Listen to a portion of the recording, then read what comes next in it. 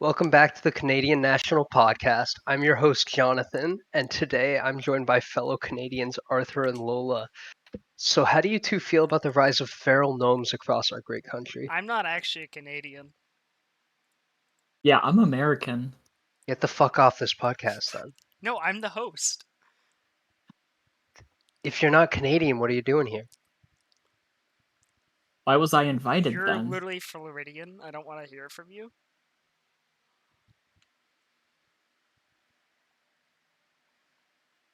Anyway, so welcome back to the CNPodcast, where I'm joined by Yotaro and Lucy.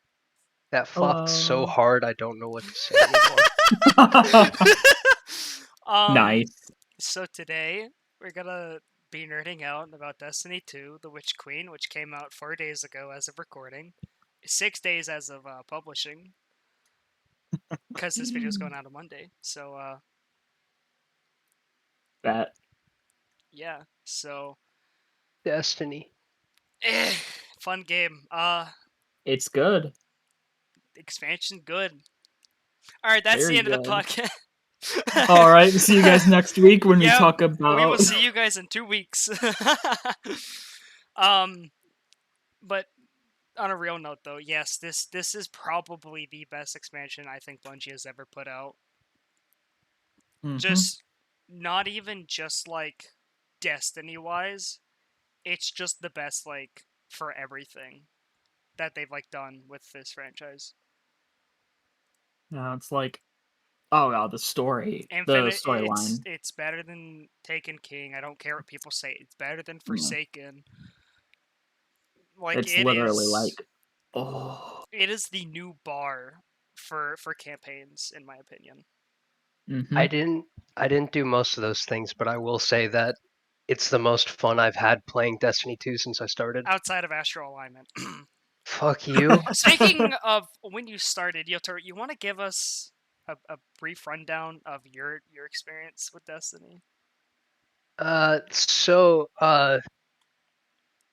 even though they're more obsessed with Destiny than I am, I'm actually the real veteran here because I played vanilla Destiny back in 2014. And I checked, I have a total of about 4 hours in the game. And my experience was this is one of the worst games I've ever played. I really didn't enjoy it. I was also a dumb, like, 14-year-old at the time. So that might also had stuff to do with it. But vanilla Destiny was just not enjoyable as a game. I never went and I didn't play any of the expansions. I kind of just fell off on Destiny, decided it wasn't for me. Plus, And which then go on. you know what? I think I'm gonna go. No, but basically, I had no interest in Destiny whatsoever until Aaron here August when I 24th. saw he was super interested in Destiny, I always have and been uh, since and like 2017. Yeah. yeah, no, and he told me about he told me to get into it. I wasn't gonna get on PC. I never had the space. Um, Just buy an extended but storage. he I have an extended storage. I still don't have the space. But oh wait, no, I have extended storage now. Yeah, no, back then, but at then you didn't. Okay, still, I Anyway, I don't. Yeah, no, I didn't have it then. But basically, what pushed me to actually give Destiny 2 a shot was the day that crossplay became a thing. That was when Aaron told me about it. So I said, "Fuck it, I'm gonna download Destiny." I tried the beginning of the New Light campaign. I played for like 45 minutes, and then I immediately went to the store and bought all of the expansions because I had that much fun with it. yeah, And I have nowhere near as much experience with the game, but it's still something I really enjoy, and I've had a lot of fun playing. yeah. God, I still remember that reveal day. It was just so exciting. Oh yeah, no, Just and to then like, God, that was such a great reveal. Gave a lot of hype for Witch Queen, and I think they no, they delivered on it, 100%. Aaron was Yeah. very excited for Witch Queen. Because like I everything just sounded great, and it's like they executed it perfectly, really. Yeah, They did. I didn't know. I thought I was gonna wait on it for a bit, and then I watched some of the trailers, and I'm like, oh, this actually looks kind of sick. So screw it, I'll pre-order it. And then I got to play it a day after launch because PlayStation Funny got kind of screwed PlayStation. up. Yeah, the compatibility thing and uninstalled the whole game. Yeah, funny And funny Beyond Light 2 for PlayStation yeah, 4 users. but I will say right now it was absolutely worth the wait, and I ended up spending all of Wednesday just playing Destiny 2. Like that consumed my whole day. Yeah, that was me and Lucy on Tuesday. Yeah. Yeah. Because we could actually play when it came out. Hmm. Yeah. And surprisingly, another thing, speaking of that Tuesday, is that servers were not like bad. I think it took me like what 30 minutes to get in, and you like 30 minutes after me. Yeah. Not even Yeah. It was that, because something I like was that. like, I think I was like, I think I was still on Mars when you got in.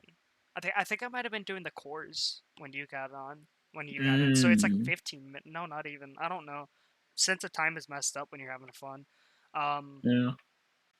But yeah, They've it been playing was. Destiny servers every were day. great. Yeah, servers They were were. playing before this podcast. Yeah, I've been Yeah. playing. If you or any of your loved ones has been affected by Destiny 2, please seek professional help.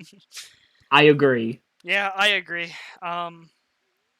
Yes, Lucy, how about you tell us a little bit of your history with Destiny Oh boy, where do I start?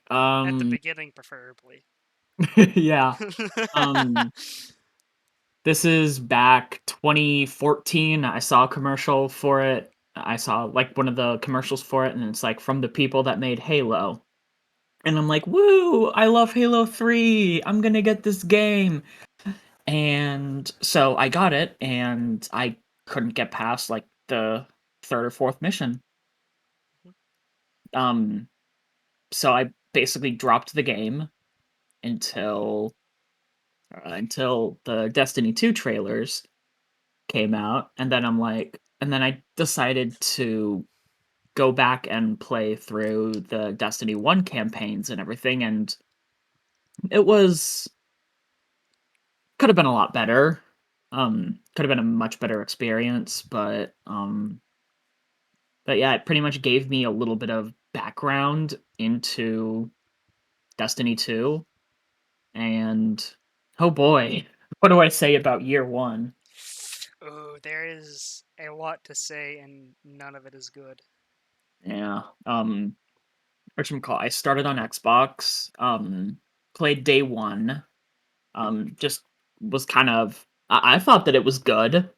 I don't know what was wrong with me, but To be I fair, I thought that think it was good. because I remember like the first like couple of days, everyone was praising it, and then like people Yeah, started getting to like the higher end stuff, and they're like, "Wow, this kind of sucks, actually." Because no, yeah, I thought the same thing. Like I enjoyed it yeah.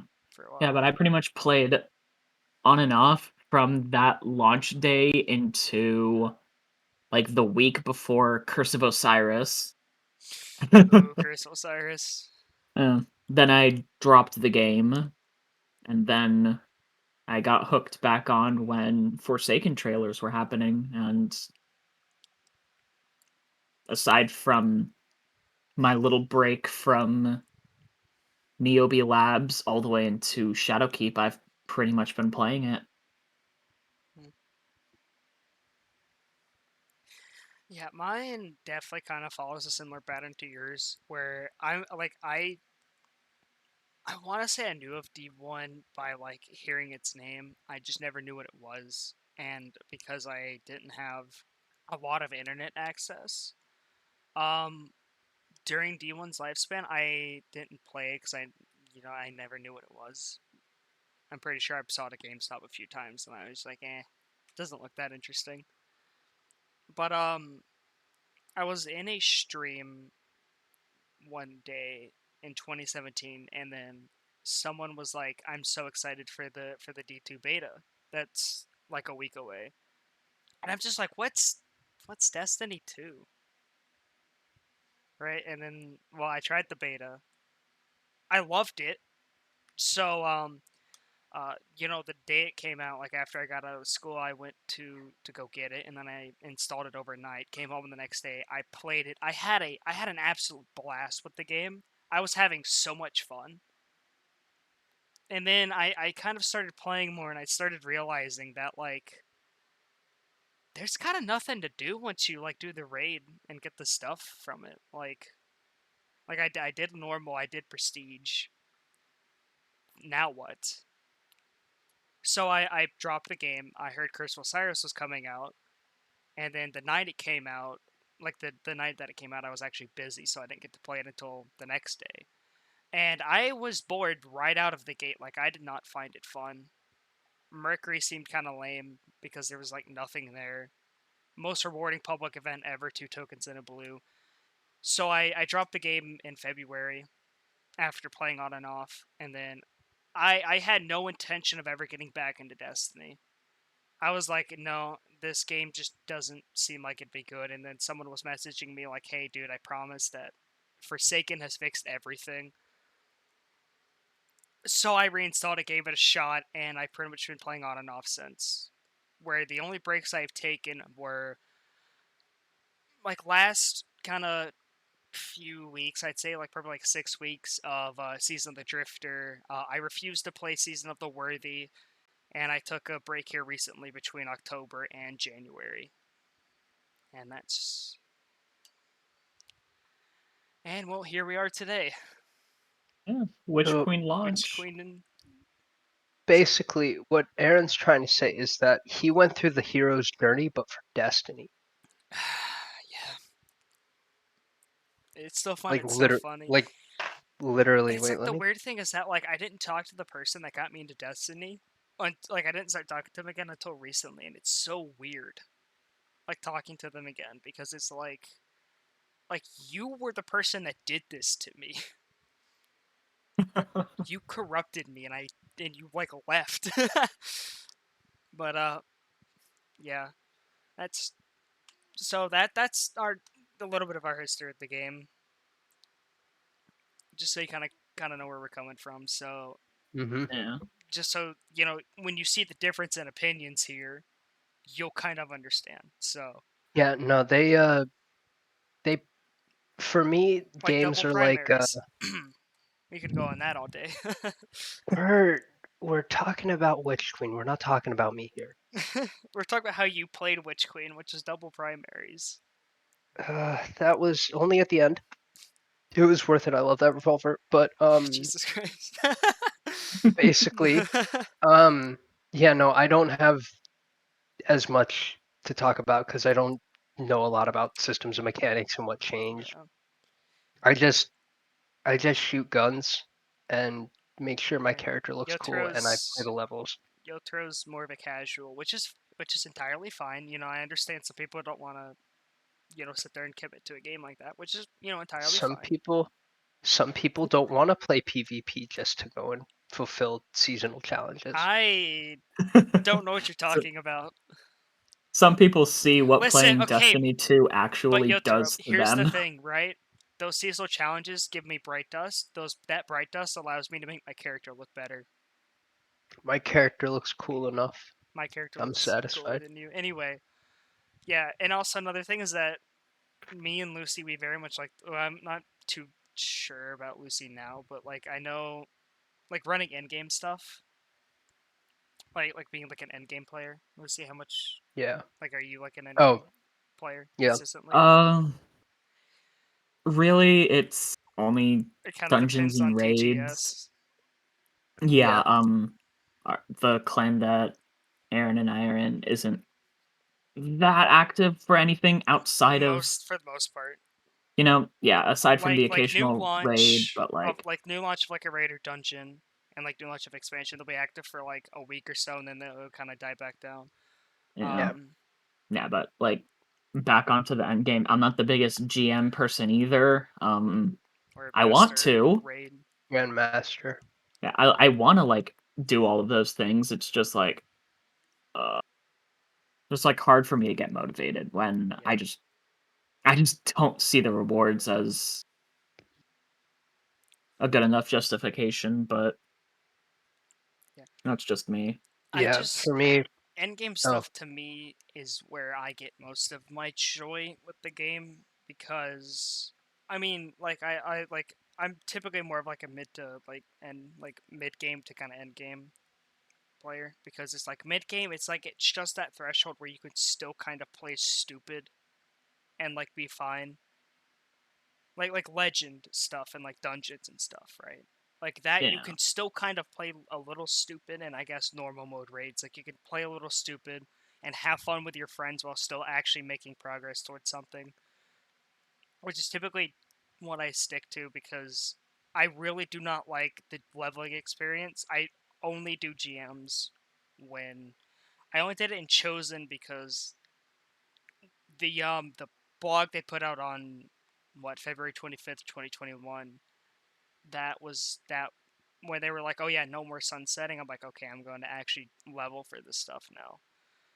And then I only did GMs and Lost because it was an extended season and I wanted to save up some materials and try to get some weapons I, like haven't gotten good rolls of. So, but I mostly just kind of stick to raids as well. I've done Master Vogue, like I did Templar once just to get a Fatebringer, and I haven't run it since because again I just don't want to level for that. But yeah, no, I very much like to do the kind of more end game stuff, like raids and dungeons and stuff, and just still messing around with people and actually having a fun time while actually making progress towards whatever. So basically, there's a lot of stuff to do, and I don't quite understand it. But yeah, I kind of just like for me, I just as I there's said, I shit kind of just tons. jump in. I'll play a strike or something, and just like I'm there just for to play a fun game Yeah, and stuff like that. I don't get super invested in like weapon grinding and stuff like that. yeah, which is entirely fine. Again, for me, Hmm. it's like the base gameplay is obviously fun, or I wouldn't be there. But it's like Yeah, making these like builds and stuff like that is also like where I get my like that just makes the game more fun because it feels like I actually kind of made something and it's better than what it used to be before, and then like making these like incremental upgrades and really kind of feeling that progression. To me, that's where most of my fun comes from, is just thinking about like I wonder like I see a mod or like a perk or a weapon with a certain trait combination. I'll be like, how can I, you know, like take advantage of this? How can I, make this even more enjoyable than it already is? So and I'm loving the new kind of perks we're getting. Like I think a lot of them are really good and a lot of them have potential. It's just it only the expansion only came out 4 days ago. We still need time to kind of test this stuff. Yeah, there's still a lot to be discovered. Yeah, and plus there's still some things that aren't even in the game yet. Like there's like a mission or something that's not in the game that a evidence board quest requires so you can get the exotic glaives. We still have the raid, and we will Huh? talk about the. Speaking of the glaive, we will be talking about that yeah, since like I have a lot to say. Who?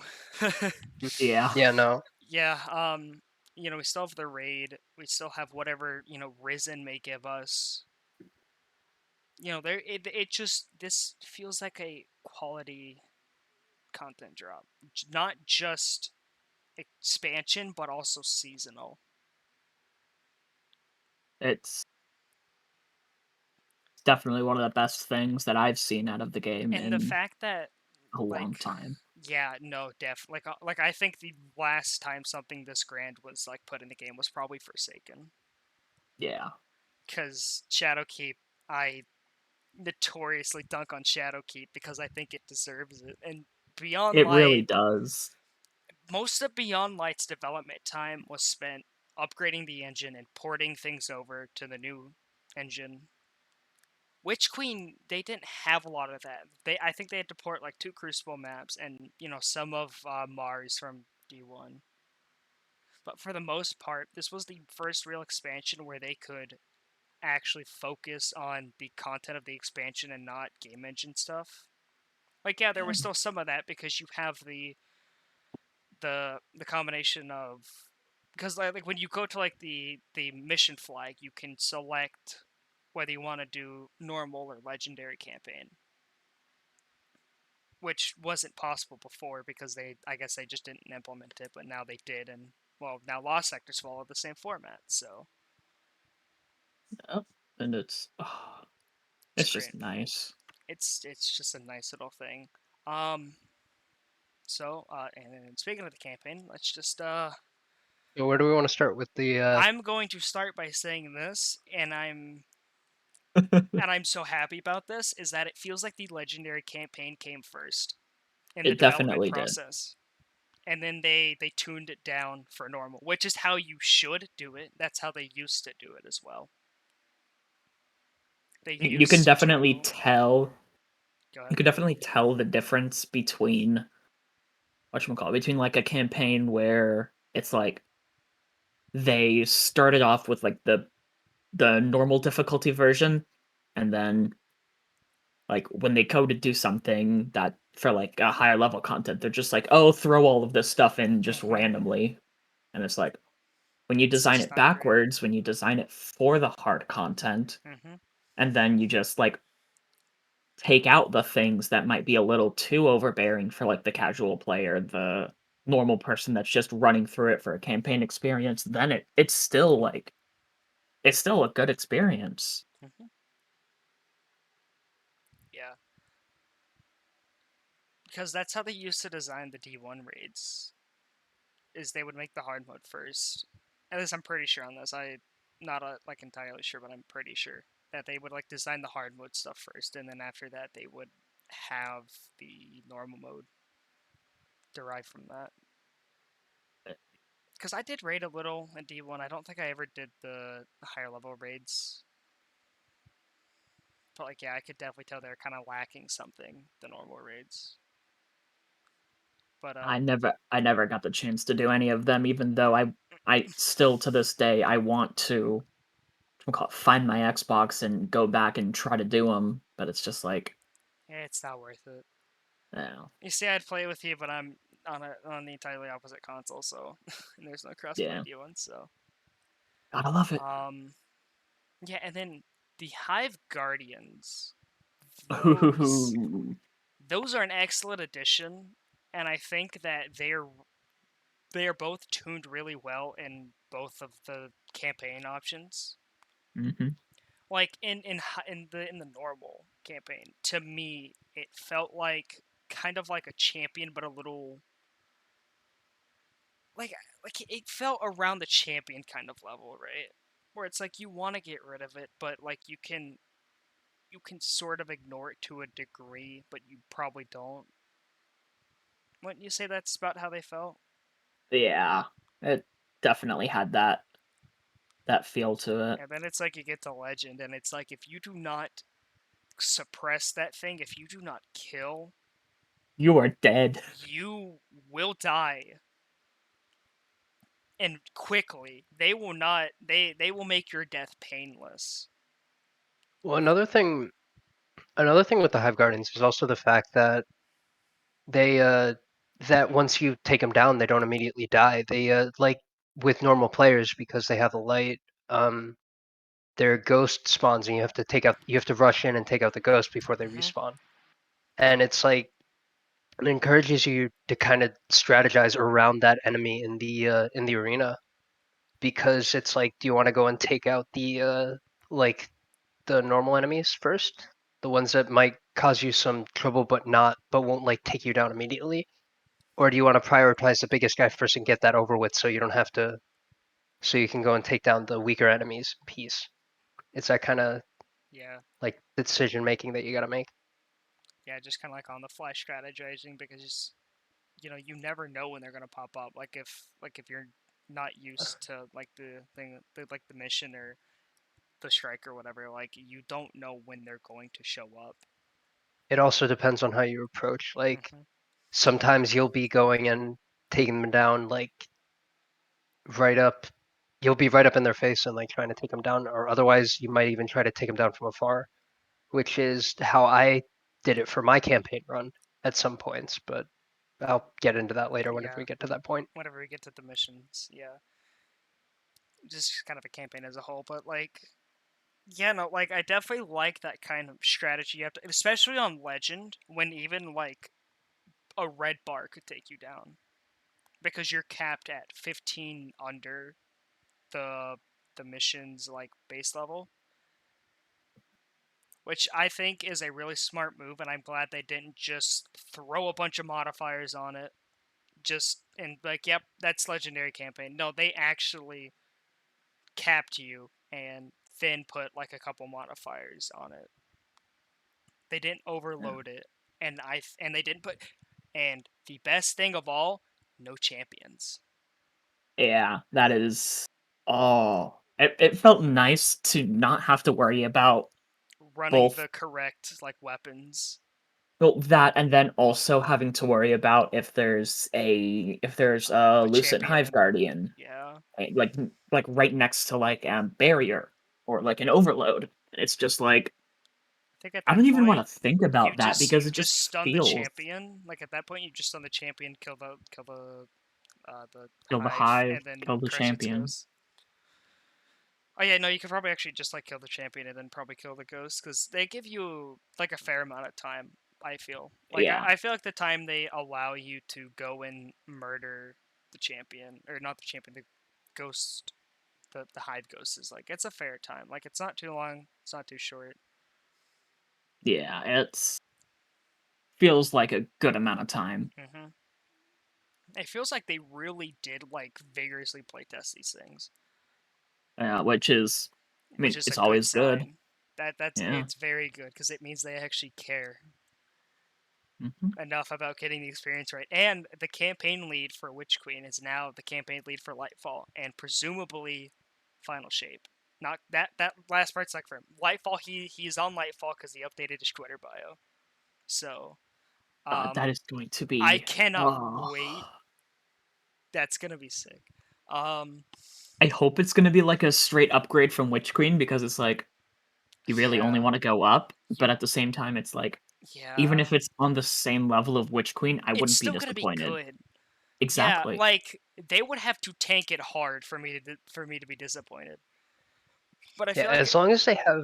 Oh, no, you you go go. ahead. Yeah, I was just going to say, as long as they have the as great level design as Witch Queen does, then it'll be fine. Yeah, Yeah. but it's like I feel like Bungie has kind of found their stride. Recovering from the Activision split and COVID, kind of messing everything up. I feel like they finally kind of gotten back on their feet, and I think this is their kind of way of showing that like, hey, we're back to how we used to be in making banger content. So Mhm. uh, the future only looks bright from here right now as it stands. Yeah. And it's oh god, it's so exciting. It's exciting to be a Destiny player, Like it's been a while since I've felt like genuinely this passionate about wanting to play Destiny. right? And oh my gosh, it feels so good to be It feels back. so good to. And another thing is you can like genuinely recommend the game with a straight face Yeah. because it's good now, and it's gonna Oh, be better in a couple months when we get the next light subclass rework, and it's gonna be better in a couple months after that too. And then not to mention the seasonal content. yeah. Like it's great. But yeah, no, back to campaign stuff. Yeah, so there are three specific missions I want to talk about, which is the beginning mission, the Cunning, which is the one with the Ahamkara fight, and the Ooh. last one, because those are the most standout to me. Those are the ones I like vividly remember when I think of the campaign. Like I'm not trying to knock the other ones, but like those were really good. But I think these three are the best of the bunch. No, I totally agree. Those three were really solid. Because the opening mission, it has to be a banger because it's got to get you invested. It's got to hook you in early. Yeah. And then the last one has to be a successful and set like a successful and I already forgot the other word. Satisfying payoff. I I don't know how to speak. Are you good, bro? No. And the cunning was the one that really kind of was like holy shit. Yeah. That's when I truly kind of realized like Bungie was not they're not messing around anymore with this stuff. They're like, no, we want the campaigns to actually be good in this game now. Right? We don't want new lights to come in and have to be doing bounties for 5 campaigns straight, trying to catch up Oh, to everybody. could you imagine? Man, if Witch Queen was anything like Shadowkeeper Beyond Light, I would dread it, but I don't dread it. Can we talk about that for a second? Like, because that's something I think is really notable. Go ahead. Like with Destiny, I I played through Shadowkeep up until a certain point, and then I just stopped. I went through the entirety of Forsaken, and then I played through Beyond Light. And my biggest issue with all of those campaigns was that there's a very specific point, at least once or twice, where you have to stop doing campaign stuff and go and explore the new planet and do bounties and stuff like that. And you're taken away from the actual like pace of the missions Mm-hmm. because now you have to go and collect some item or kill a certain amount of enemies. And it was like always where I felt like I was just losing interest in the game. Witch Queen doesn't have that at all. And while it does have what I'm assuming that those parts of the campaigns were initially for, which was to go and get you up to level and stuff by getting new gear, Mm-hmm. it does have some grinding required. It didn't stop the flow of the campaign. It went and kept going all the way through to the end. And I Mm-hmm. could just, for the most part, play missions in succession. I really appreciated that. Yeah. No, that was because I mean you got to think Forsaken and Shadowkeep were worse before you came along because before we had other planets that you had to go to do stuff and it was very annoying. Beyond There's one like that in Witch Queen though, but it's very yeah, minor. but also it makes sense story wise because you go to the pyramid on Europa and that is the only pyramid we can actually get close to because the other pyramids are kind of on planets that aren't available. So it Yeah. it makes sense in the story of it, It and was it just also makes sense in the yeah. like general theming of it too. It's like it It was makes also nice sense, to go back to Europa and to a different after Beyond place Light. in Europa, no less, Yeah. like an entirely Yeah. different area. Yeah, Beyond Can you Light. explore that? Was that like a unique area for the Hmm. game? Well, oh no, the Correct. shifting pyramid was. I As of really as of I now, really like that. because the raid is going to be in a pyramid, so I Oh. can't wait to see how that pans out. Yeah, Uh, the shifting pyramid was cool. I liked how they did the environmental design there. Yeah, Beyond Light was a campaign that took a step in the right direction, and most of it is on Europa. I think that was a huge step forward for campaigns. You only had one mission where you were not on Europa, or one part where you're not on Europa for the most. But it's like it didn't really make sense why you had to go to the Cosmodrome. Like I couldn't make sense of why do I have to leave Europa to go to the Cosmodrome. Like I get it's a new destination to D2, but like why do I have to go there? But it's like with yeah. this one, it's like it makes sense on why you're going to Europa on the pyramid. So it didn't like feel out of place or anything. I never questioned like why are we doing this. Yeah. So first mission, you could ask Lucy. I was just in awe the whole time. I wanted to say everything that was happening, but I couldn't because I wanted Lucy to experience it.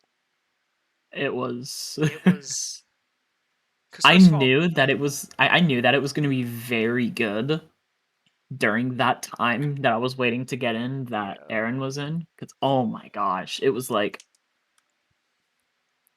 Yeah, because Oh, Mars has always been one of the planets I've actually liked. Um, and so the fact that we go back to a very specific section of it, and we're fighting through the Cabal to put ourselves in a cannon, that was like cool. oh my god, Yeah, that was really sick. the tube sequence when you're actually being shot, it reminds me of, I think it was the Almighty mission where you went through like a similar tube. Lucy, do you remember that? Yeah, Yeah, that's what that reminded me of when I saw it, which was a really sick sequence. yeah. Um, but yeah, and then it's like you launch onto the throne world, and your ghost is like, "Oh, I think there's been another guardian And it's here just because like, there's void light." and And it's just like, then what do you mean? it's like, "Wait, what?" And then you go like a little more forward, and then you see a height, no, they're white bearer knight, and you're like, "Wait, what?" And then like you go and fight it, and when you crush the ghost, you It's like a like moment of realization. it's like you grab it and you're just like, this is like a real this is like my ghost. And then you crush it, and then you just like stand there and looking at your hand, and you're just like, what have I done? Oh, it's just It's it is so so good. good. It's so good. I love it so much. Ah, because like it's a nice like kind of moral dilemma thing where it's like you're crushing basically a mirror image of the thing that has helped you throughout all of your journey, It's and like, and here's a oh, reflection of it in your hand, and then you just crush it. Like, oh, it's so good. I love that mission. it is so good. And then the fact it just throws you into the throne world after that. Like Yeah, it puts you that's there. yeah. Like I remember thinking, oh, this is definitely the second mission, And it right? wasn't. I Right? actually Like, oh, Yeah, no, I have a that funny got you story off the about that. rail. Yeah, no, because I landed on the throne world and I saw I had like a map and it wasn't a mission. I thought I thought that was the end, so I You turned off my left. PlayStation and left. And I went and like got groceries and stuff. And then Aaron was like, "Oh no, that mission wasn't over." I was like, "What the fuck?" Because you start out by going to you start out on Mars, and that's like a nice little environment to explore. It reminded me kind of like Doom 2016 kind of stuff because it's Mars, obviously, but like Love Mars. also just the way the environments are designed is really sick. And then you go on to Savathun's ship, and it goes from having these big open areas where you're fighting the Cabal, and then now you're in these narrow corridors where you're going and fighting like two pairs of enemies at a time. And it goes the atmosphere that it is able to convey in those moments is really strong, and I really appreciated that. Because like one thing I think the expansion does really well overall is having like a sense of dread and horror with the way that lighting and different environments are used. There's so much stuff that's different from what we're used to seeing. Well, from what I'm used to seeing, I guess. But like on Throne World, there's so much terrain that just looks organic, as opposed to like it's organic mixed with natural structure or like Hmm. man-made structure, and that kind of mix is that it gives off an alien feel. Is the best way I can put it, like a sinister alien feel. Yeah, no, I definitely get where you're coming from. Like it's yeah. like that kind of like you can't really try to understand it kind of Hmm. thing, because it's still like it kind of feels familiar, but then it has this like foreignness Yeah. to it, and you're not Another thing. entirely Oh, sure. And then it's like, because the thing with Throne Worlds is that you have to play by the ruler's rules. Like they set the rules of the world. So that, and that's where like the deep slate stuff comes from. Is that stuff that's purposely yeah. being hidden that you have to basically empower yourself with to see hidden things, which is a really sick concept. Yeah, Yeah. And I'm still kind of and looking around for stuff. yeah, going back on actually one thing I also want to point out. Um, I feel like the missions and the overall design have a really good balance of function and form in the sense that like you have these areas that are functional and great for gameplay, but you can also go and they're believable as actual structures that people go and like explore or do stuff in. Like you can when you're on something ship and you have these corridors and like these structures where you have to go and jump from like crevice to crevice basically, you Mhm. can see that as being not something that was created for just for the sake of the player's experience, but also as like part of the world, if that makes sense. Like I feel like the areas that you explore are believable as environments, which is something I also really noticed in Beyond Light that they did. Mhm. Yeah. Yeah. And then just like the encounter design too was Yeah. like the rooms for that. It's like the enemies used like every part of that they could, Mm, and you like It's especially on Legend, you had to kind of know like what is safe, like what piece of cover, like how much is that going to protect you from, like what angles can the enemies get on you, because they will get those angles on you. They will see you're somewhere and they will try to go around that and try to get an yeah. angle on you. Like The the big AI is so encounters much better. have those big arenas. Hmm. And that's like when you kept telling me that it feels like Doom Eternal style level design. That's what I noticed the most is Yeah, the big arena style where you can just run around, and it especially. takes advantage of. Go ahead. It doesn't have a lot of verticality.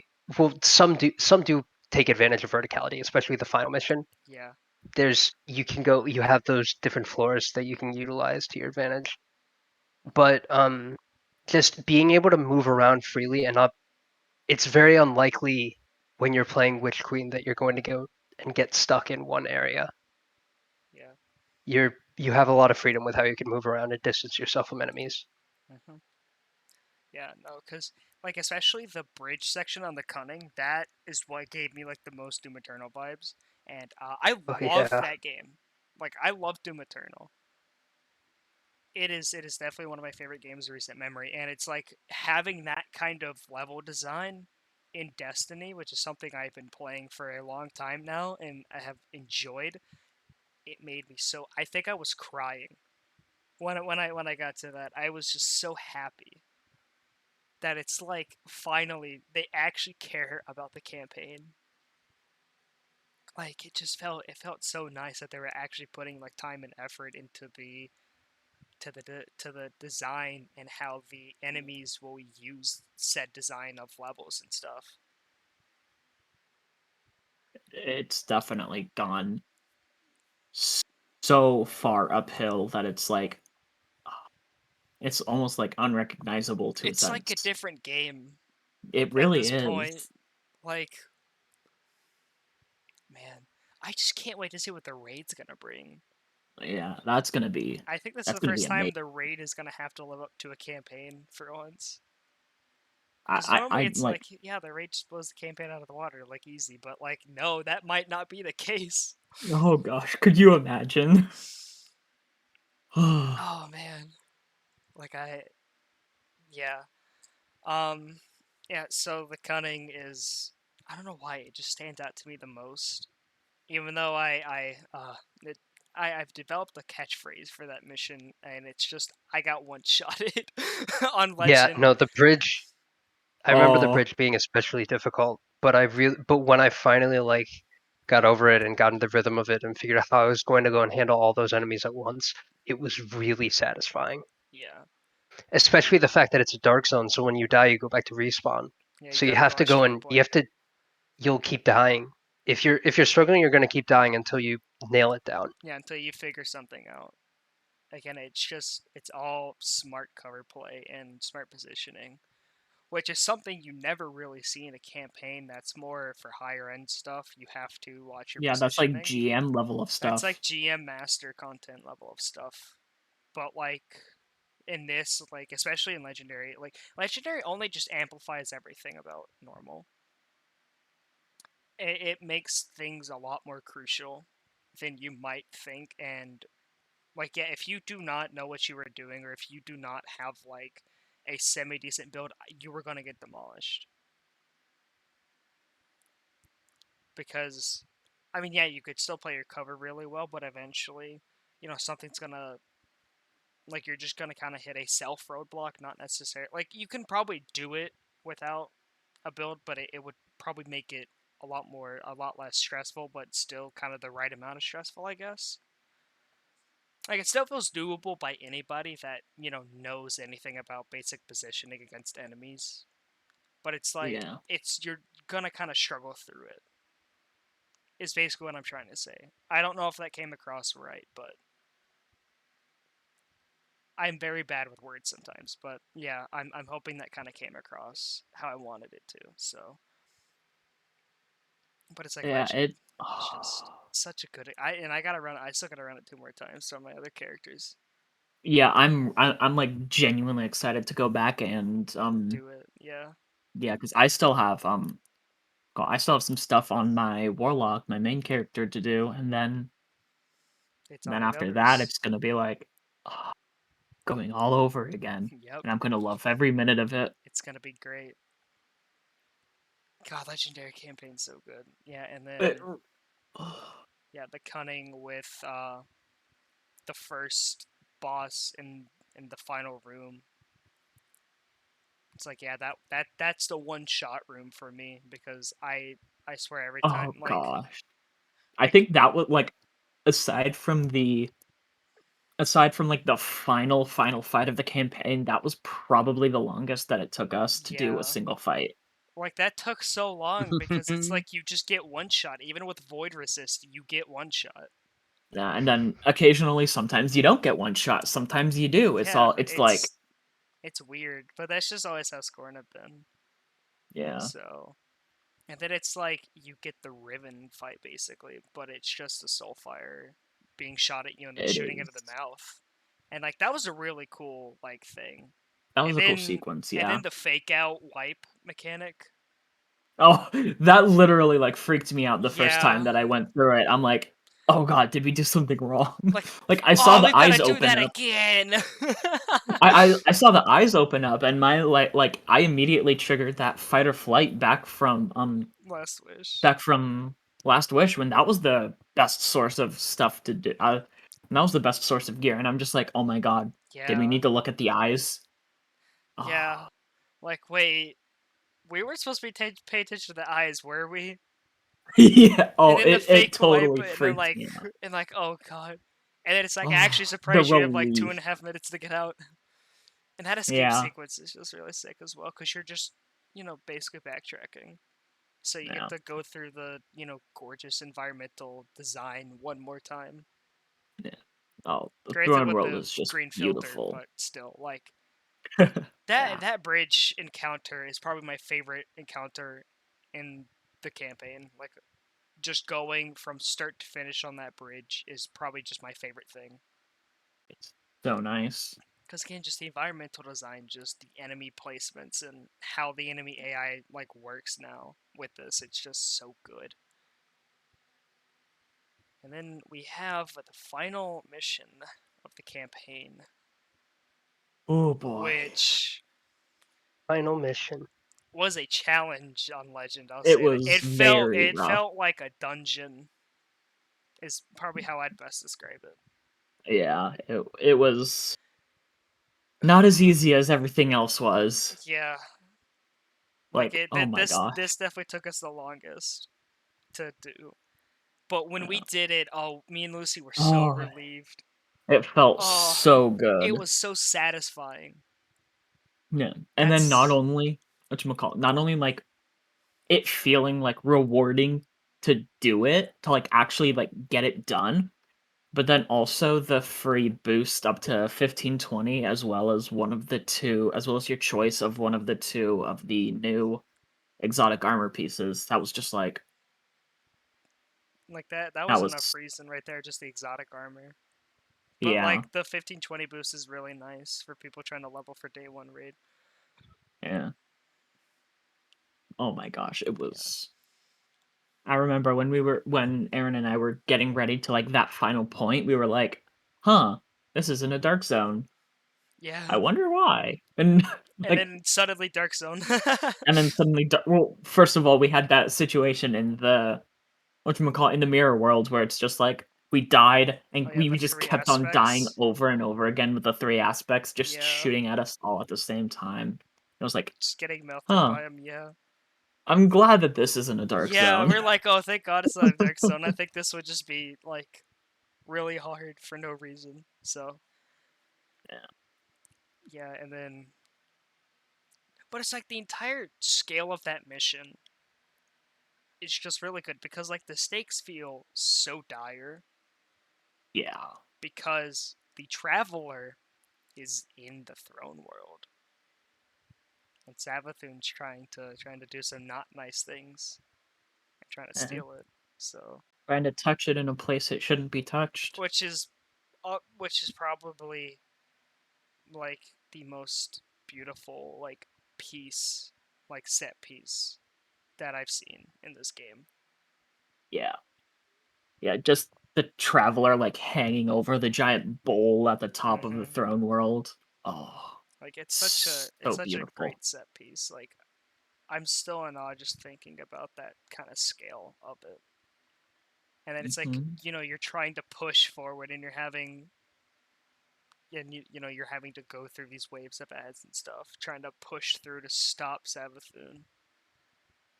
And it's like you have the first fight initially, which yeah, it's basically every campaign final boss ever. And Oh then my god. at a certain point she disappears, spawns one of each. She basically spawns a fire team of the Lucent Hive, and then it does this brilliant fake out where it makes you think like, oh, that's it, and then suddenly the You bridge can't you forms Oh because like you're stuck while Savathun basically reses, and then yeah. you're like, oh wait, well okay, that's kind of, and then That's kinda the cringe. bridge, the bridge, the The bridge, the bridge. bridge, Oh. and then you go and you're like, wait, what? It's not over, and then you were doing no damage to her basically, and then you get teleported to the mirror world thread, and then you do that whole sequence a couple times, like 2 times, and then suddenly darkness zone The and a real fight rally banner. begins. Yeah, the real fight. Oh. Which even on It was normal at our levels, it was still relatively challenging. But yeah. legendary just pumped it up. Like Oh. Yeah, it was it it was was, brutal, but it was fun. yeah. And then like the yeah, just killing this character that's been such a important piece of the just everything for the past 8 years. It's like there's just a sort of satisfaction to it. It's like finally this Savathun's trickery is no longer like a thing. Her corruption is no more, or any newer like she can't do any more trickery or corruption on us. Oh. And then that end cutscene with what I presume is the Oh, witness, the brilliantly witness. setting up like Brilliantly setting up because literally it. because Oh. the chilling thing is that Savathun. Well, first of all, Savathun actually died, which is Yeah. what the spoiler alert sidearm was warning us about. I guess was like, yeah, someone's gonna die. It was Savathun, and to find out that she has technically been protecting the Traveler this entire time, It's just like such a shock. and then we just killed her. It's like I remember that first scene where it's like whatchamacallit, where we were shown that Savathun was gifted the light, not Mm-hmm. that she took it. That Yeah, just like that flipped me on my head. It made me think it w- sent chills. it's like what's so different Us and them. between Savathun and a guardian kind of thing. Oh, it Well, was so good. yeah, and then like you get the explanation of why basically when you kill her, it's that Savathun was seen as an ally to the Traveler, Yeah. because as you'll find out, the Traveler only cares about its survival. Who would have known? So that's why they gave the Hive the ghost, because Savathun was helping protect the traveler from the witness. She's gone now. So we Just are us. now we've now got to prepare for the witness, which is, oh man. Like I'm just excited because that setup, that ending cutscene. Oh, it was so cool. Oh my god. It was actually Like just it feels really like sick. it feels like what we've been waiting for since 2014 is finally like the end is within our grasp kind Yeah. of thing. Part of that came with Arrivals when we finally saw the pyramid ships in real. Yeah.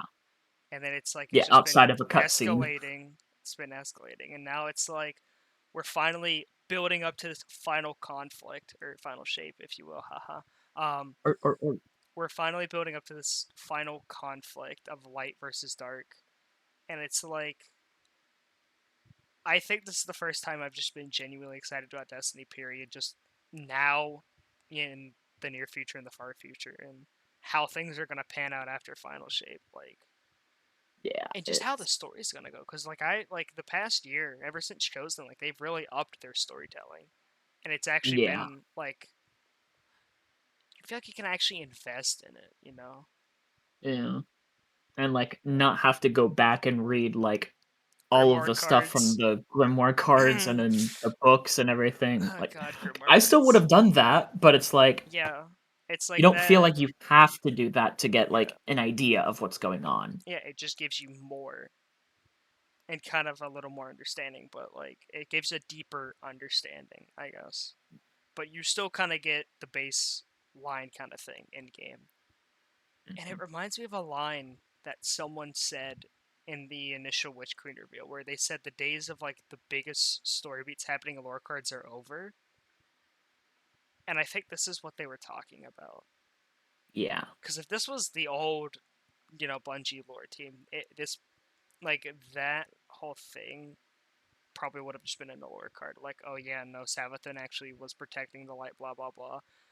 No, we were Yeah, straight up no. just told and shown Ugh. that, like, hey, yeah, she actually kind of was a protector, and that the entire Hive race was lied to Yeah. by That the that worms. that oh my gosh, that was what like that was what really got me cuz I was like pretty like knowledgeable about the Hive lore, read through the Book of Sorrows like 30 times what feels like it and it's like yeah, I know like there's this impending doom coming. Um they kind of had no other choice if they wanted to survive. The three sisters being the younger forms of Oryx, Savathun, and Xivu Arath.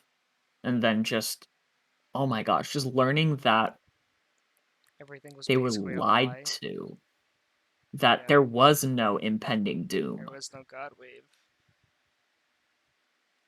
The Syzygy never happened. It Yeah, never would have happened. It just like, it's still spinning in my mind. Just like, yeah, what would have happened if those three didn't find the boat and go explore and become hosts to the worms? yeah. Oh, I'm It's so good. Like they've gotten so much better with their storytelling. they really have, and it shows so much, and it is like I'm proud of them. Yeah, like I'm just like, this was a phenomenal launch in every aspect, whether it be server and content, like server side stuff and content side of Yeah, stuff. Like, it was a phenomenal launch, and there's still, again, there's still the raid, there's still whatever seasonal content is coming, and there's still, any other missions that we may get. yeah.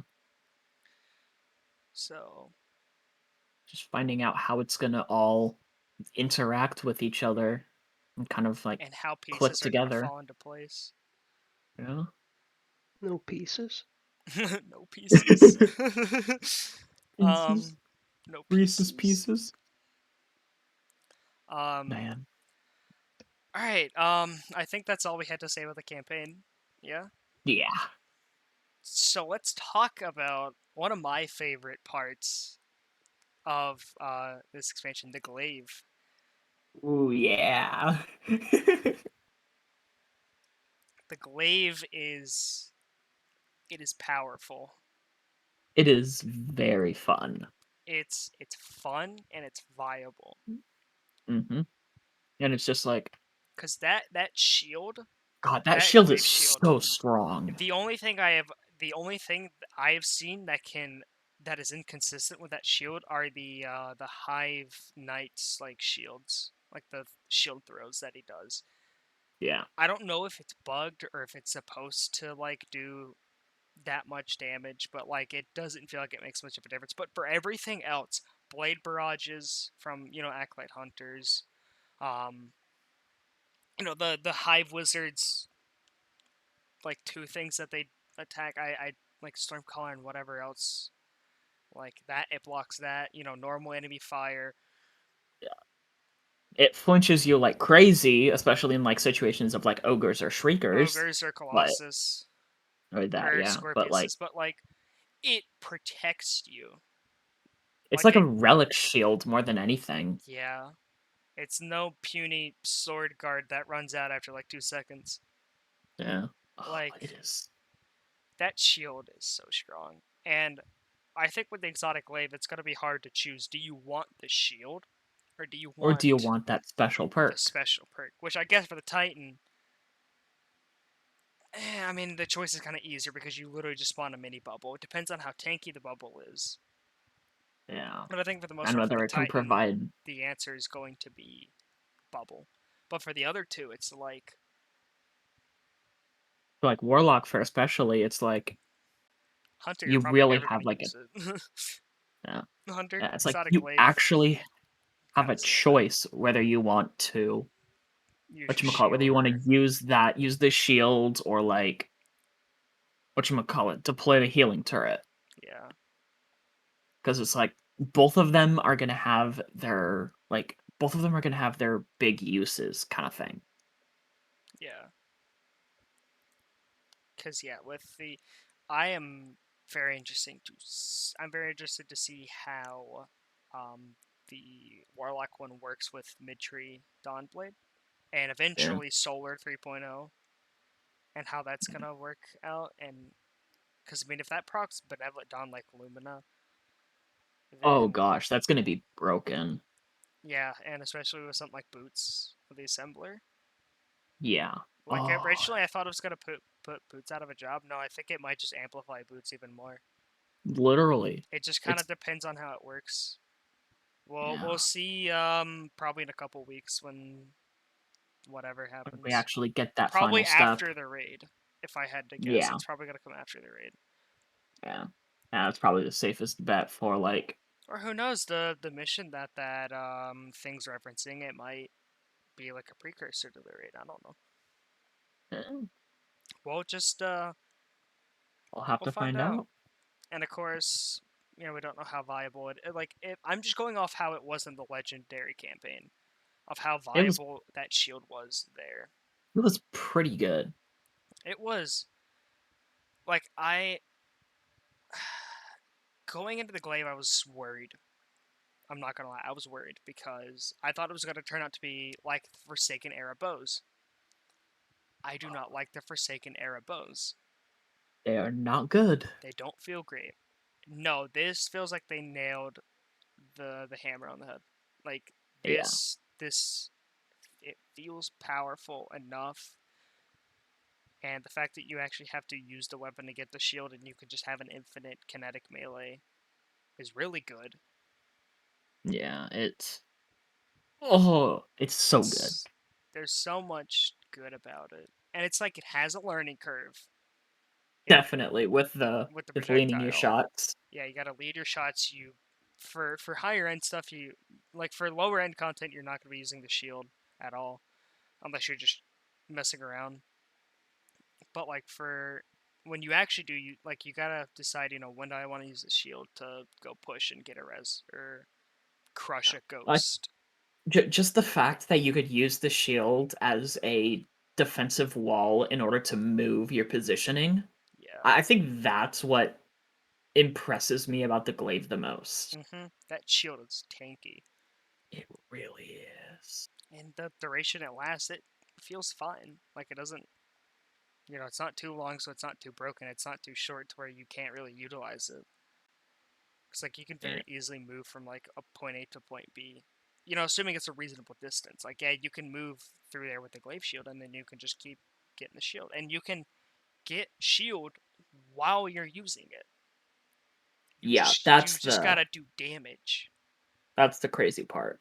So in reality, if you were killing and you have something like subsistence, you can keep that shield up pretty much permanently. Yeah.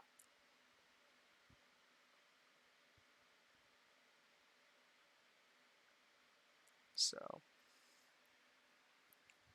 I'm Man. happy with how the glaives came out. There's still a raid glaive and the 3 exotic ones, but if I'm just excited to see what the raid one has and how that feels, and even how it looks. Really, Yeah, and the differences that it has to the Enigma. yeah. It's just like literally the only experience with the glaive that we have is the Enigma, and literally the exotic glaives or the raid glaive can just like Like they completely, could just have a better perk set, which if they yeah, do, then awesome. they could just completely throw what we know about them just like Yeah. completely on the top of its head. The only thing that kind of sucks about the exotic ones is that the intrinsic is literally just the normal glaive intrinsic, so they really only Yeah, have one perk. That's like the only kind of thing. yeah, like haha cold heart Funny memes. cold hurt moment. But like I imagine that there's a reason. I don't. I don't know. But maybe the next ones will have other stuff. We will Yeah. find out when that time comes, I guess. Hmm. Yeah, so glaive. Very good Very fun. indeed.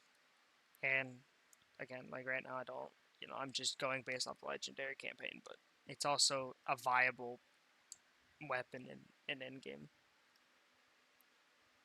So I really hope that it like is a stay point there because because it has so much potential. it does, because like what tilting at windmills and frenzy is what I'm probably going to be using in in-game stuff. So pretty much I block damage and I just I just walk faster while increasing my own damage. So I can't. And then while we're on glaives, we can also just talk about weapon crafting, kind of as a whole. Um, Pretty cool.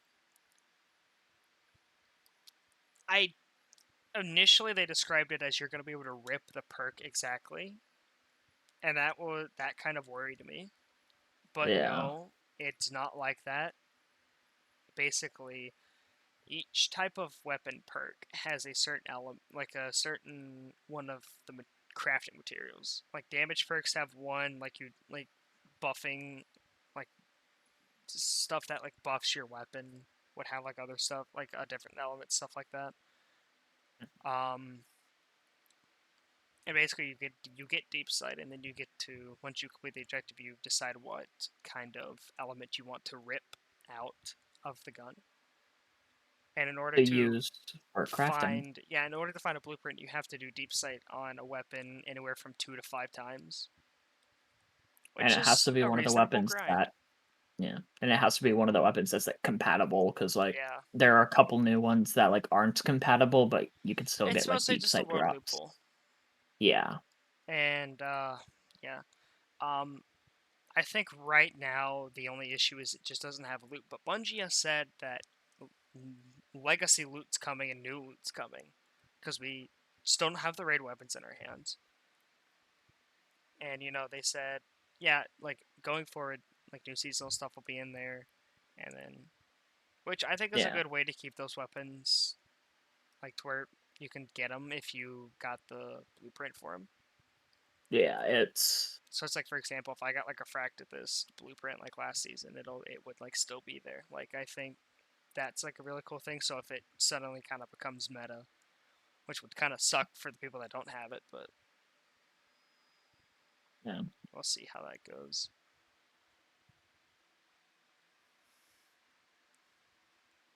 And enhanced perks, they're exactly how they sound. They're just enhanced versions, but the thing is, I don't feel like they're entirely necessary. Like they don't Yeah. overshadow, kind of like adepts, I guess, where they don't entirely kind of overshadow, but they're still like really nice to have.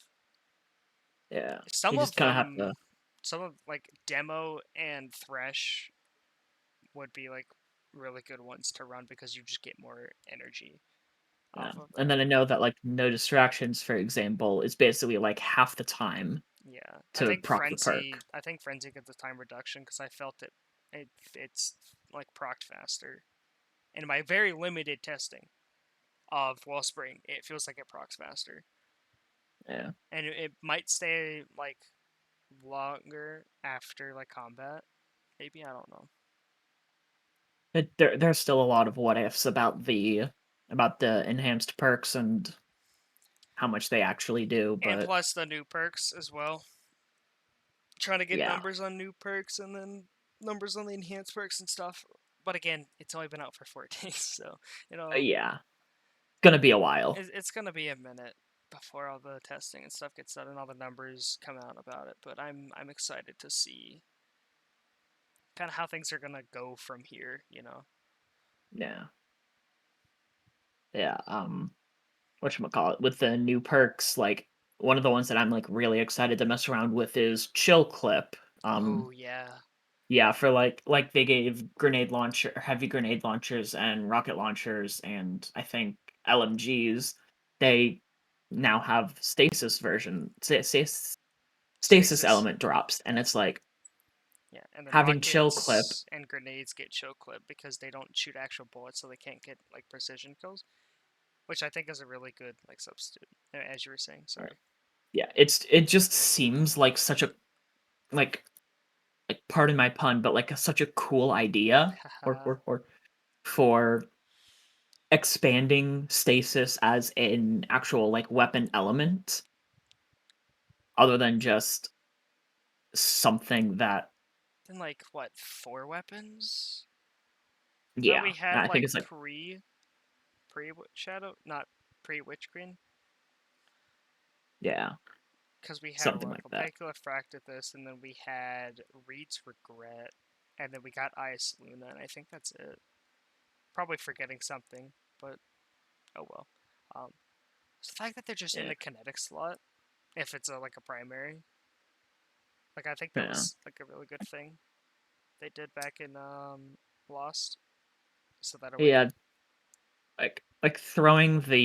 throwing them in because the kinetic energy's slot is overcrowded. energy. Yeah, it's like Like I wouldn't be it's like surprised if at some point the kinetic slot just kind of transforms to like the dark energy slot. yeah, or like So like what you if we got like corruption, we'd get like corruption weapons in the kinetic as well and stuff. yeah, or like the other darkness base So close.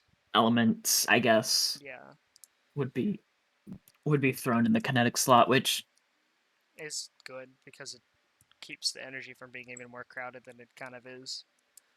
yeah, So and it keeps the kinetic slot fresh, you know, because we've got to use the same kinetic damage type for a while. It's nice to have stasis.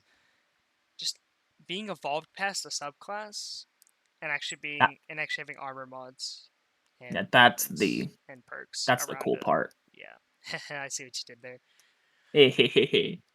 But yeah, it's just It's really nice to see. there is so much Now, if only they could buff that Behemoth Titan a little bit in PvE. yeah. I just feel like it's gotten so bad recently. Yeah, Like even after they tried to rebuff it from yeah. the first initial massive nerf, Just speed up the melee again, and that's all I care about. literally. Like And speeding around with the melee is so fun. yeah. And speaking of subclasses, man, my transitions are on point today. Void Yo. 3.0.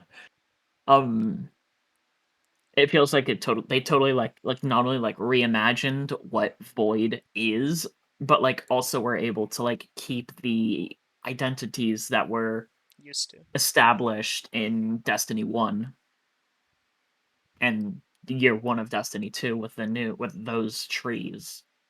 And technically year 2 because we got new trees. Yeah. Like It's it's oh my they gosh. kept the really important stuff. Some things got reworked and split. Like I know combat provisions got split into 2 fragments. Yeah. Um, Um I think if you were going to play an aggressive Void class, 100% Warlock. yeah, it just It's like just insane for like being able to push and be aggressive. yeah, just like imagine old Slova tree with the perk that basically makes it to where all void kills explode your targets. Just like take that, put it And then give it on Devour. give it Devour. Devour on any Basically Void kill, I should add. multiply it by like threefold and then give it Nova Warp instead of Slova. Yeah, And you have give one it a of projectile melee.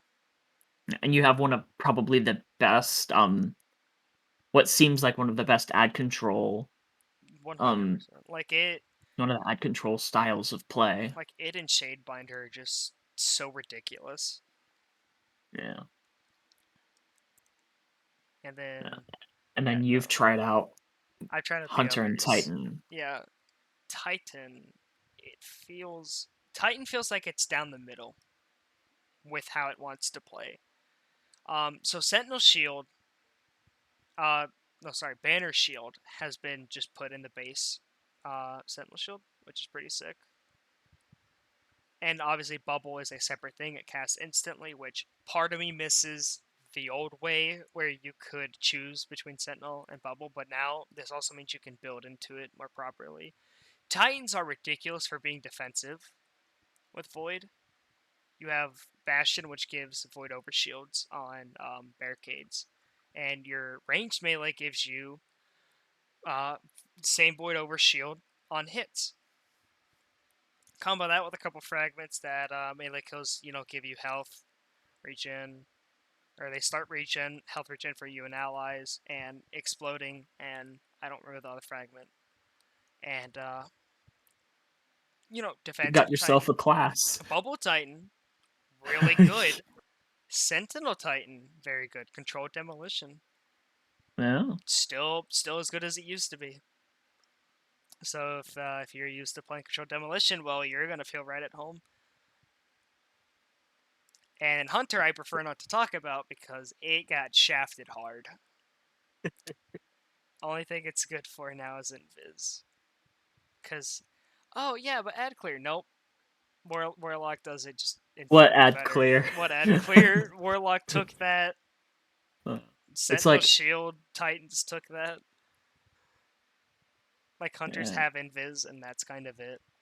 Yeah. And then at the moment of recording, before the actual raid releases, there's a couple of the fragments that are disabled for the time being until I think the day one happens. Yeah, until Or they until like first the day clear. after. I think it's the first clear they said. I'm not too sure on that.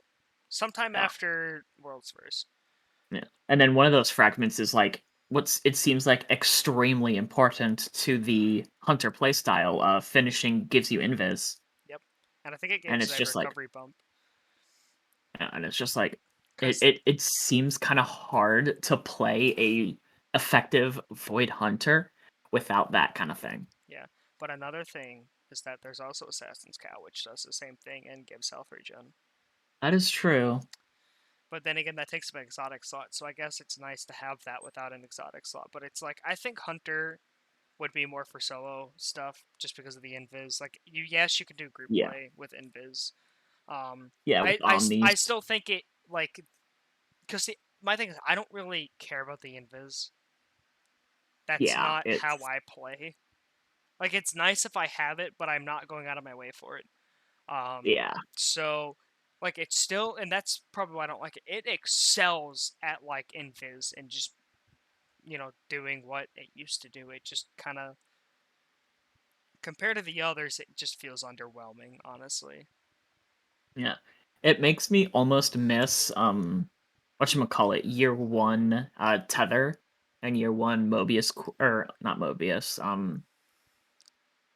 whatchamacallit, the exotic for Orpheus. It Right. almost makes me miss that because I just remember how strong that was as a control piece, being able to generate enough orbs to basically get your super back almost immediately. And get your teammates their supers, yeah.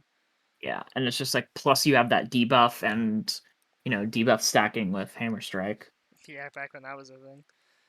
Oh my gosh, I just remember there's a couple of moments that I have in my head about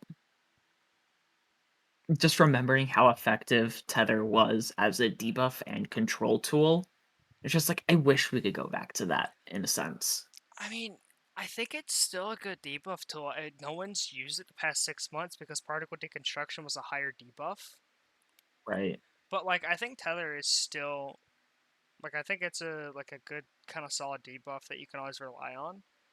Yeah. I think it's Mobius Quiver, which is the one that shoots 2 shots of 3. Mm. So that is actually kind of good for DPS and also just Yeah. debuffing. Like it does burst damage and then it debuffs them. Yeah. Put that on a well or a bubble, and there you go. There's your typical buff debuff situation, and it's like again, I feel like there is some viability to the hunter if you are an invis player. Like if you love the invis, if you use the invis religiously, You again, have a lot to work with. I think there's a fair bit to the hunter. I don't know Mhm. how to build invis. Um, Styles Executioner kind of feels redundant a little bit. I don't really know what you would do with it. I think more just, I mean, I guess there's some pretty nutty synergy with that right now because you can get suppressive glaive, which when you melee or when you hit something with the glaive, you go invis. Well, with Styles Executioner, you can melee and then you'll go invis. So that's pretty neat. But for the most part, really, if you're going a hunter, your best bet is just to build into that invisibility, and you kind of can't really go outside of that, which sucks. But that also kind of leans into that identity a little bit of them being the kind of stealthy boys. So again, I don't like Yeah. Invis Hunter, so I don't like Void Hunter. But I've heard from people that do play Invis a lot that they like it. So it still kind of feels underwhelming a little bit to most players, though, from what I've seen. But yeah, I think Warlock's definitely my favorite because I like that kind of aggressiveness. But sometimes I also play support, so Titan's probably just my overall favorite, just because you have that choice of do I want to play aggressive or do I want to play defensive. So I think Titan's probably my favorite, just conceptually at least. Again, it's only been 4 days since the expansion. I've still got to mess with both of them. A little more, yeah. Though just a little more. But I think Titan's probably my favorite because again, you have that there's just that option, and that's what's really important to Hmm. me. Is because yeah, I like when like Voidlock's insane. I love Voidlock. Hmm. Like it's absolutely nuts, and I love that it's going hard on that ad control. But sometimes you just kind of want to chill and buff allies, which is what Radiance is for. But haha, those feel outdated, and that's a good thing. That's what they want. So those Yeah. feel outdated. It's kind of hard to run the old subclasses right now. So Yeah, with essentially half of our subclasses getting either a rework or just the introduction of that new of the new aspect fragment system. yeah, Oh, I it's think when everything is reworked, I think Warlock's going to be the best. yeah. Just because you have Stasis and Voidlock. Voidlock is Eh, really good for ad control. Stasis Lock is very good for locking down an area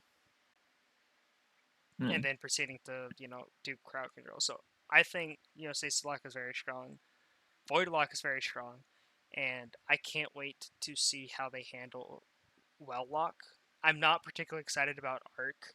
Like they need to do a lot to Arc for me to actually care about it, honestly, because it's kind of been underwhelming the whole time to yeah. me. Like there's Thunder Crash, there's Chaos Reach, and that's kind of it for me personally. So like I'm excited to run those. It's just how they're gonna be. But I'm most excited for Solar because I love all 3 Solar subclasses. So yeah, can't wait for future changes to the light subclasses. But overall, I'd mark Void 3.0 as success Yeah, in my a book. massive success. Hmm. I'm just thinking about in the future for like Solar 3.0 and giving Being a whatchamacallit, well. no, giving well-locked thermites. Oh boy. Like, I know thermites are nothing compared to what they were in D1, being able to hit Yeah. essentially the same target like 3 or 4 times, but Hmm. still, just that Yeah. thought makes me happy. But being able to be a mobile healer, so it's like, oh, your teammate, like, say you're just kind of doing a casual campaign run, teammate is kind of under fire, you can just Icarus dash over there potentially, and then drop Icarus Dash drop over. something on them, Oh like my like a god. like a healing nade or something, or you could just eat a healing nade, but you could go drop a rift, or Yeah. like if you're supposed to be healer but you're also doing like a mechanic, you can do the mechanic and then quickly skate over to where you're supposed to be and pop a well. Like there's so much There's potential with yeah. Solar, I feel. Arc, again, I just feel like that I need to see it. Because right Yeah. now I don't have a lot of expectations or hype for it. So Yeah. part of me They hopes Arc is last, but also I just want to see if they yeah. can make Arc making me want to play Arc. Yeah, they mentioned the whole idea of chaining, which I mean if you look at what is it? If you look at top tree Arc Warlock with Chain Lightning and Arc Web, and it's just like there's something there that you could do it, that you could like do with. Yeah, and it used to Just the be like ability. really good too. Yeah, but it's Like just what like back when Arc Week happened and like all the Arc crap got buffed and that's like all anyone wanted to play on Warlock. yeah. And then it's like, It yeah, I mean it was still good, I think, pre Witch Queen, but now yeah, now it's just like massively overshadowed with just how much you can do with Void. essentially do the same thing but with Voidlock. Yeah. And Like I pretty could much just be totally immortal. imagine. Yeah, I could totally imagine some kind of like buff or debuff system being added to it. To where like if something gets chained an X amount of times, they either take increased damage or depending on how many chains you have, you get a buff Yeah. We'll just kind of thing. have to see. But it's like I really do not know much they could do. Yeah. So we'll see about that. Um I'm hoping Yeah. they really make Arc something special. Yeah. And then It, Solar I'm just really excited for being able to match with Sponge, like being able to switch with Sponge with holy crap, I cannot talk. SpongeBob? Sunspots. Yeah. Like Oh my Sunspot gosh. Titan is going to excel because they have 2 really great Sunspot exotics as of recording. As of now. Yeah, we got that helmet in the I guess in the Witch Queen season. Yeah, And the oh Witch Queen my update, bro. gosh. It It sounds just really it good on make paper. it makes me want to do so much with that subclass, and that's already my favorite I guess branch of Solar Titan. And then we're gonna have the mini throwing hammer. Which can I just get an F for the mini throwing hammer? It doesn't work with 1-2 punch anymore. And you can't use it to collide inside of objects I like Riven's I fingernails. can't use it to because see I had like a really fun build with the Deicide with Grave Robber 1-2 where I would shoot a major, throw my hammer, it would die, Severance Enclosure would explode it, and everyone would die. I don't even know if it works with Yeah. Severance anymore. Like I'm gonna have to see how hard they murdered that build for me. But even then, just being able to constantly have throwing hammers a nice thing. Yeah. So yeah, so excited for An end to an era. yeah. Oh, It's a great 6 months of breaking the game with that little boy, but his reign's over. sometimes things gotta end. Yeah, I mean, hey, at least it did take him like 2 years to end it. Yeah. They just kind of let it play out for the season. Yeah, which I respect a little bit. more than if they just let it run rampant. I mean, the thing with the season is that, like, by the time it started becoming like a major issue, we were already kind of reaching the tail end. So Yeah. so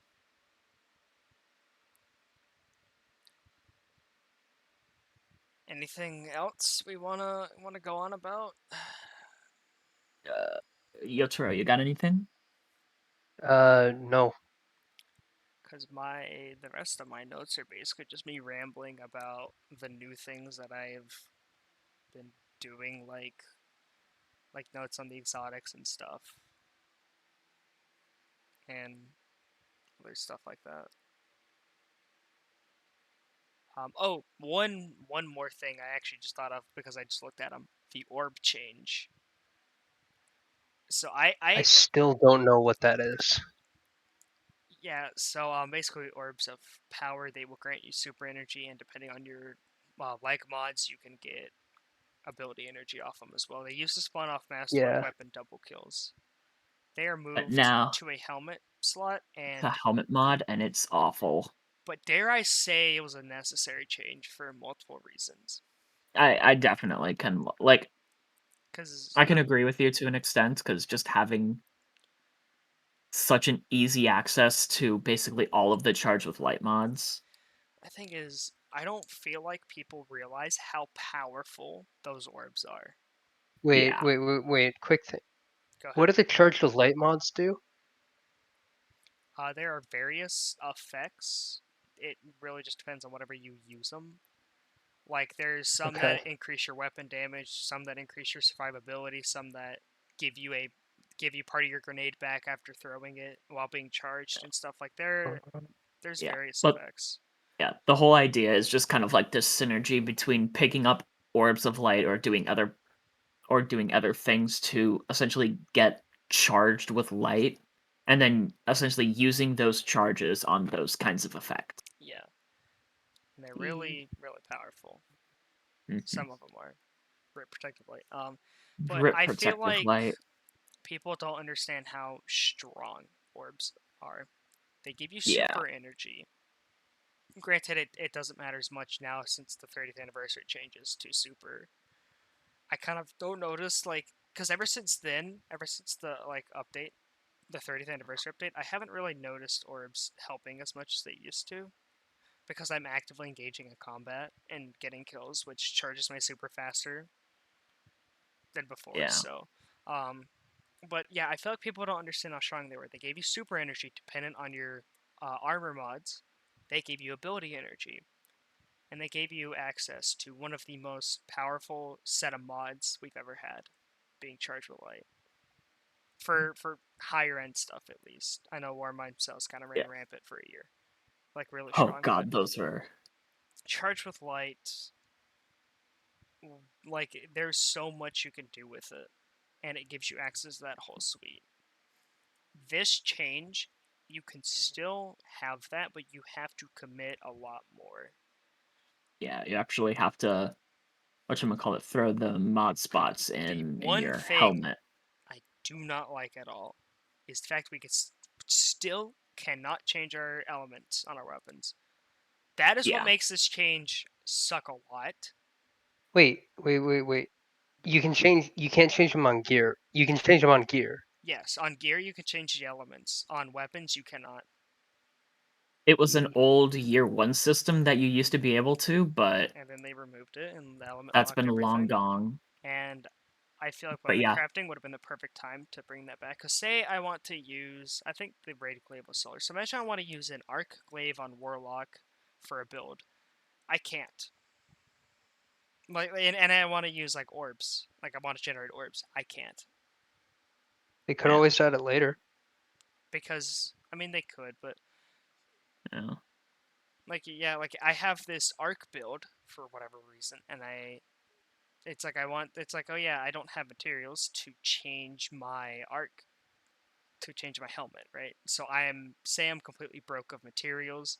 I have this really sick build, and I have to use an arc weapon.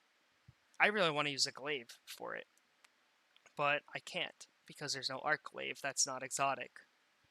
That's not on Hunter. so I kind of have to use something else in that place. So it's like, oh yeah, you know, because I Mm. mean, it's not just an orb thing. I realize that talking about it is that it's not just an orb thing. It's more kind of how they're moving the game towards where you want to be matching your subclass and energy weapon, or Yeah. in the case of darkness, your kinetic weapon. But again, it's like I have this really sick charge with light build, or this elemental well build that requires arc, and I really like the glaive, but I can't use the glaive for it. Or again, if I'm broken materials, I can't switch the element of my helmet, so I can't. So I want to use a void weapon. Oh, I don't have materials to switch my helmet to void, so I'm basically just not gonna have orbs. But again, if we could just remedy this issue by just letting us change elements on our weapons, I think it'd be a more welcome change. Yeah. But again, I feel orbs I are feel they're way not too ready for that. strong for the little amount of investment you've had to do. I Yeah. think it's like a few cores and maybe some glimmer and shards, legendary shards, and you got one of the most powerful things a player could spawn. And it was, but yeah, I It was don't. something. And another thing, they had to make way for deep sight resonance to be on the weapon, and for origin traits to be on the weapon, Yeah. which is also a worthy trade-off because it just makes the weapons more unique. Yeah. Like land tank Oh on my the gosh. risen ones with the bow that That has is dragonfly and unrelenting, like you get one kill and suddenly your health's back, you have increased Brazil. Like, ooh, it is just like land tank is super strong. yeah. The Feist one And the where vice perk. damaging will get you like ammo back. Some Yeah. of them are kind of weird, but that's looking at the Amalon one. Yeah. But it's like I think they're neat additions. Yeah. It's definitely something that I'd has say the potential to be like massively yeah. built upon in the future. Again, it depends on what we get in the future. Mhm. Mm-hmm.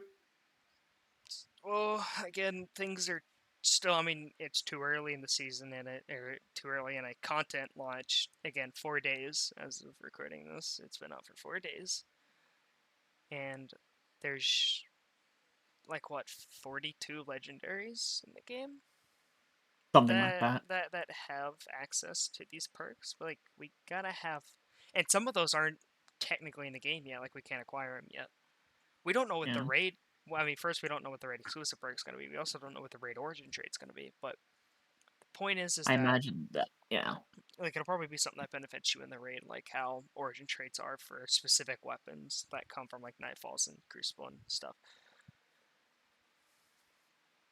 But basically, yeah, no. The thing is just there's not enough weapons with origin traits right now. But To again, like make such a difference. you've But just gotta give it time. yeah. Same with weapon crafting, like because if they were to put more in the game, we probably would not be recording this right now. Because Yeah. they probably would have had to delay Witch Queen even more. Um, so I'm happy right now with where the game is, how everything is, Yeah. It's and I think definitely in a really it's solid spot. good time to be a Mm-hmm. Destiny player. This is the first major like expansion that wasn't that didn't have to save Destiny because TTK, the Taken King, had to save Destiny 1, or Destiny 1 was probably going to die out. Forsaken had to save D2. And those are the two best expansions Bungie's ever made. And that's when their back was against the wall. Their back was far from that wall, and they still put out a banger. So, Yeah. Just surprises me what Wait, Bungie can so do. what they can do when they find their stride and Yeah. recover from, just And they just really back to make a back. masterpiece. Yeah, they're like when they hit their stride, like they are so good at what they do. would you say that Witch Queen is your favorite expansion? 100%. Yes. No way it's not. Like there's just so much. Yeah, it's great. Like again, it's just because Shadowkeep, like as much as I rag on it, like I do understand the circumstances it was made in. You know, they were trying to kind of find how they're going to do stuff, and especially that year of content, especially after COVID hit and all that. Yeah. Like, yeah, I do kind of give them a little bit of credit for getting something like that out during under those conditions, but it still doesn't mean it was that great. And then Beyond Light was kind of them starting to get their traction again, and I think Season of the Chosen, that's when they got it. That's when they're like, "Yep, we know how we're doing this now. We know how to, manage things and make sure things are fine and stuff." So that's really when they started to kind of hit the stride that puts out banger content like Witch Queen. Yeah.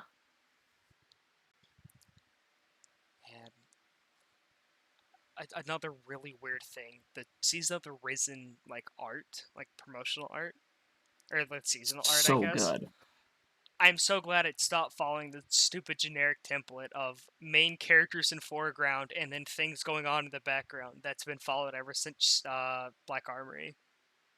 Yeah. And how they're like it feels like they're not only a part of the foreground, but also what's going on in the Background. background. Like it's Like, a fully detailed piece that would be used for like an expansion, but for a yeah. season. And I want them to continue this.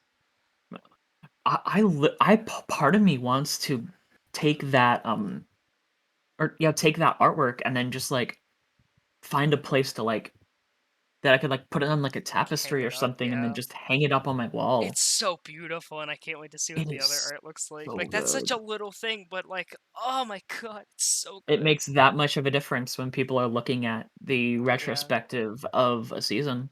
yeah. The other ones are gonna be like, man, this art's kind of boring. They get to the Risen, and they're like honestly, even Lost was kind of sick. It kind of broke a little bit. Like Yeah. the background wasn't as plain anymore. Like it was still major character in forefront, and then I mean you had, I guess, allies or whatever of like the main character being Marisov, like the main character of the season, and then you had her Yeah. Techians like behind her in the background. Like I don't know, kind of in this weird place between the foreground and the background, from what I'm recalling off my memory. So it's like that. Even Splicer kind of broke away just a little bit, Yeah. but it's still kind of stunk. Lost broke away even further. Risen is just expansion artwork, but for a season, and it just gives off Really nice. like you can get a general vibe just from the art. Like I don't know if that's just a me thing, but I can just kind of get a general vibe off of the promotional art they use for it. Nah, I totally agree with you on that. Cause like I saw that Season of the Risen there, I'm like, ooh boy, It's gonna be it's gonna be good. good. Yeah, and then another thing, Risen's story Actually, spawning it's from pretty cool. not only that, it spawned from that first mission Yeah. because we have an arms system with the Cabal, and we were attacking Cabal soldiers, Yeah. and that's where that kind of goes. And we're asking for help with the Lucent Hive because Kaido's been looking into the light suppression tech that Gaul used. Yeah. So we're using that against the Lucent Hive. Yeah. Sick. Just can't wait to see How how it'll everything affect goes. things Yeah. and how it'll affect our relationship with the Cabal. And then how that chains into, other storylines. And then of course Yeah. how it all culminates in Lightfall. Yeah. Man, Bungie's Bungie's they're going going hard. hard. It is. Oh they're man. going hard. Um okay, for real this time, is there anything you want to add to this? Either of you, Yotaro or Lucy. Not anything that I could think of off the top of my head. Yotaro, you got anything else you want to add? We still don't have a release date for Among Us on VR. Wait, did we have whatchamacallit? We had something, right? Something. Among Us? What did No, we? didn't we have like a season, like a target season release? For Or am I just what? completely making stuff For up? what? For VR Among Us. Oh, No, for VR. it's the 2023, Okay. Oh, I okay. think. So thank you all for watching or listening, rather, to the second episode of the CNPodcast. This one, a lot of fun. Uh, we'll Mm, see you in 2 weeks. I hope to be on in the future. Yoto, you got any last words? Uh, no. All right. Well, Wait, let me think. What's something really stupid that I could say? Hey, Carnage. That has been like my identity for like the past like months, sure and I hate it, has. but I love it. Yeah. So, Bean ring. all right. See you next time.